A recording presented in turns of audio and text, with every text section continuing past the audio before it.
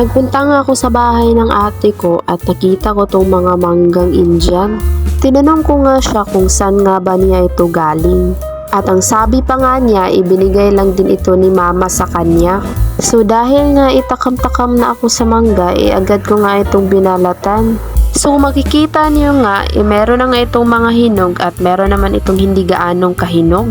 At ito din yung favorito ko talagang mangga kasi kahit hilaw siya, hindi ito maasim. Bibili sana ako ng bagoong sa tindahan kaso naubusan na pala sila. So kaya ang ginawa ko, kumuha na lang ako ng asin at ito na lang ang ipapares ko sa mangga. Kayo ba guys, ano bang klaseng mangga ang gusto-gusto yung kainin? Kasi itong manggang Indian talaga yung favorite ko kasi hindi talaga siya maasim.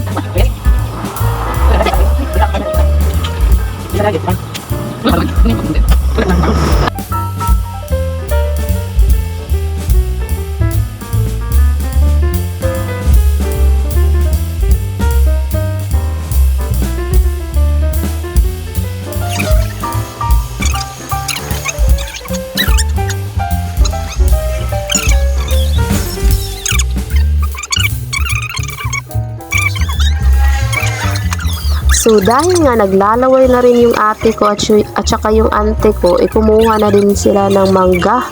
So matagal-tagal na rin akong hindi nakakain ng mangga at hindi ko nga mabilang kung ilang taon na ba. Taon jud.